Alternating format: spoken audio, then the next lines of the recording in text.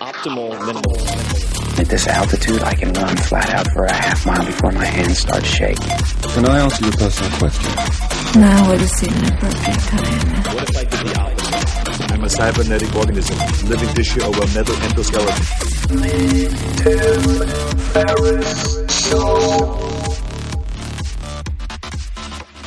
This episode is brought to you by AG1, the daily foundational nutritional supplement that supports whole body health. I do get asked a lot what I would take if I could only take one supplement. And the true answer is invariably AG1. It simply covers a ton of bases. I usually drink it in the mornings and frequently take their travel packs with me on the road. So what is AG1? AG1 is a science-driven formulation of vitamins, probiotics, and whole food sourced nutrients. In a single scoop, AG1 gives you support for the brain, gut, and immune system. So take ownership of your health and try AG1 today. You will get a free 1-year supply of vitamin D and 5 free AG1 travel packs with your first subscription purchase.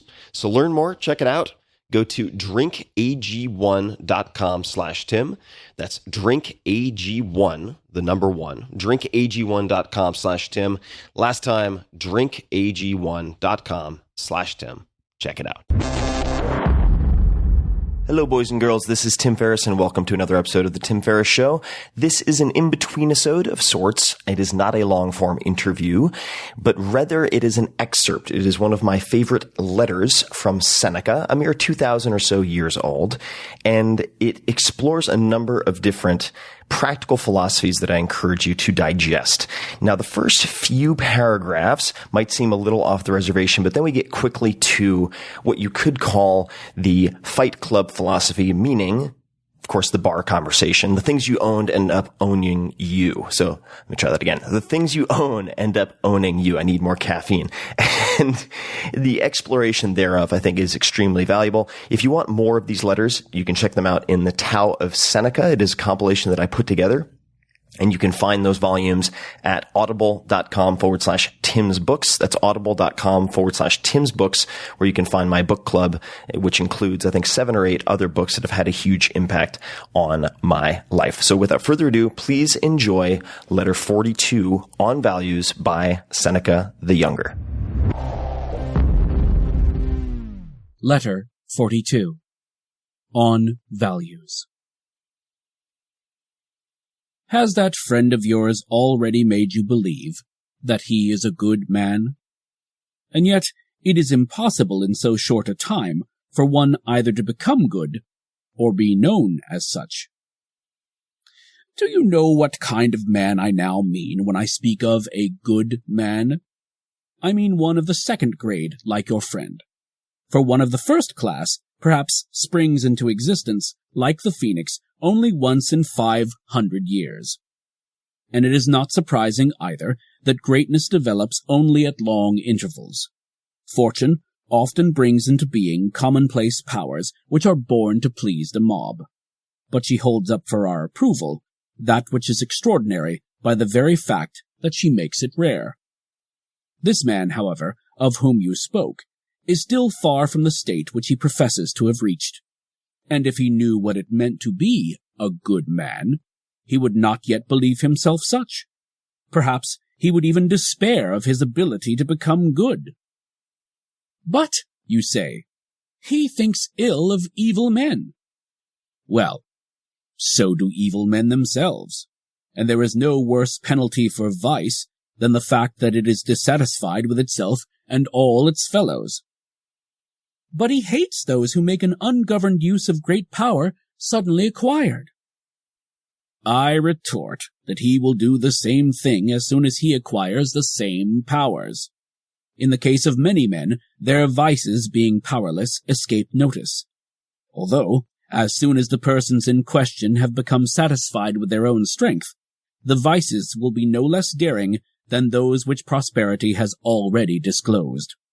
These men simply lack the means whereby they may unfold their wickedness.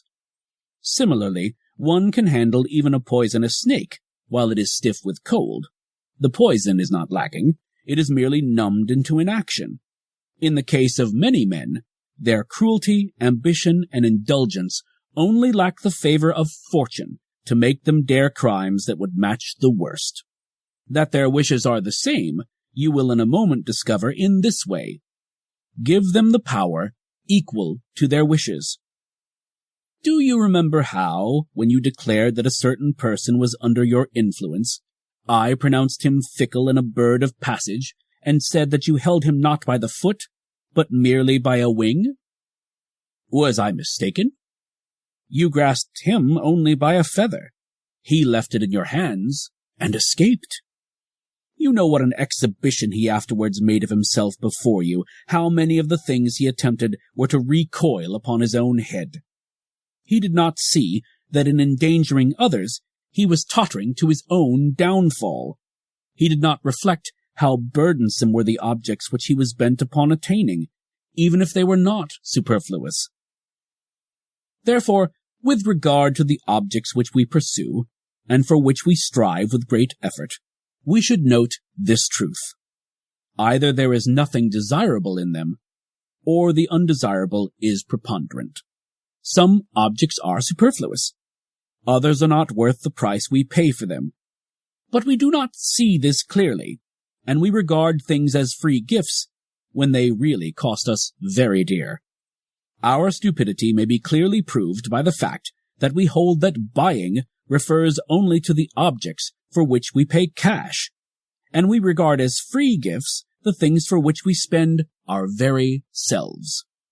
These we should refuse to buy, if we were compelled to give in payment for them our houses or some attractive and profitable estate.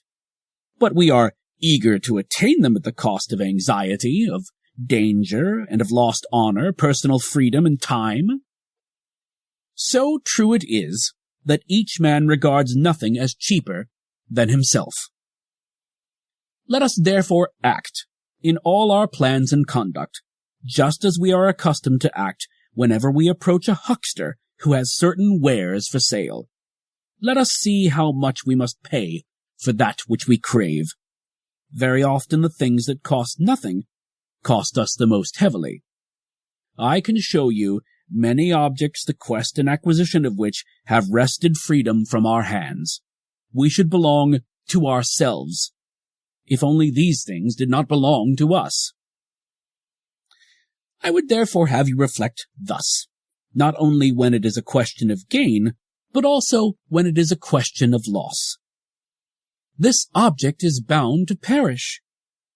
Yes, it was a mere extra. You will live without it just as easily as you have lived before. If you have possessed it for a long time, you lose it after you have had your fill of it. If you have not possessed it long, then you lose it before you have become wedded to it. You will have less money. Yes, and less trouble.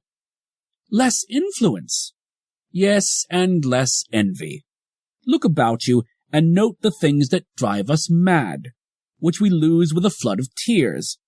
You will perceive that it is not the loss that troubles us with reference to these things, but a notion of loss. No one feels that they have been lost, but his mind tells him that it has been so. He that owns himself has lost nothing.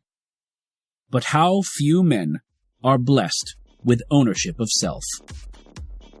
Farewell.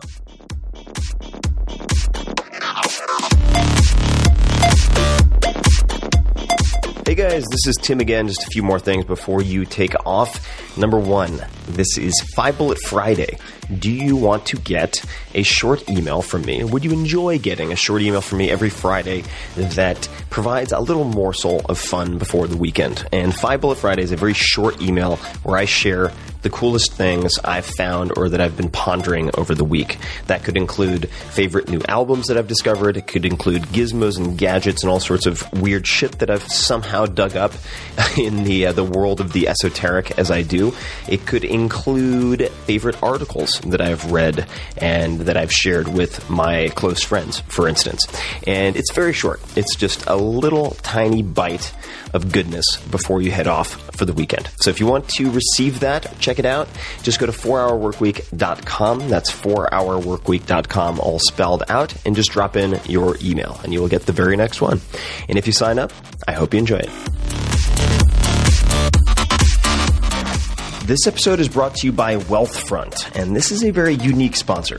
Wealthfront is a massively disruptive, in a good way, set it and forget it investing service led by technologists from places like Apple and world-famous investors. It has exploded in popularity in the last 2 years, and they now have more than $2.5 billion under management. In fact, some of my very good friends, investors in Silicon Valley, have millions of their own money in Wealthfront. So the question is why? Why is it so popular? Why is it unique? Because you can get services previously reserved for the ultra-wealthy, but only pay pennies on the dollar for them.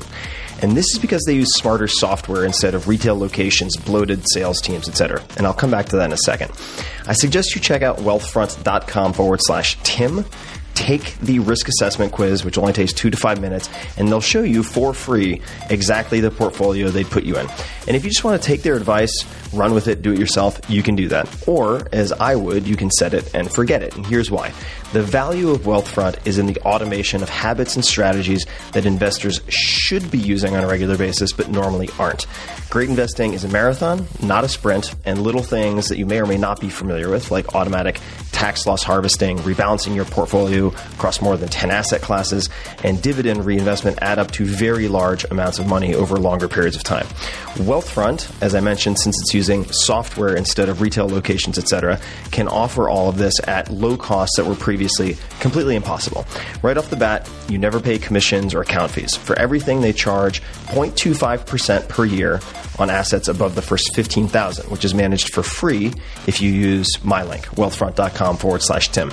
That is less than $5 a month to invest a $30,000 account, for instance. Now, normally when I have a sponsor on this show, it's because I use them and recommend them. In this case, it's a little different. I don't use Wealthfront yet because I'm not allowed to. Here's the deal. They wanted to sponsor this podcast, but because of SEC regulations, companies that invest your money are not allowed to use client testimonials. So I couldn't be a user and have them on the podcast. But I've been so impressed by Wealthfront that I've invested a significant amount of my own money, at least for me, in the team and the company itself. So I am an investor and hope to soon use it as a client. Now back to the recommendation. As a Tim Ferriss Show listener, you'll get $15,000 managed for free if you decide to open an account. But just start with seeing the portfolio that they would suggest for you. Take 2 minutes, fill out their questionnaire at wealthfront.com/Tim. It's fast, it's free. There's no downside that I can think of. Just take a look, see what portfolio they would create for you, and you can use that information however you want. Wealthfront.com/Tim.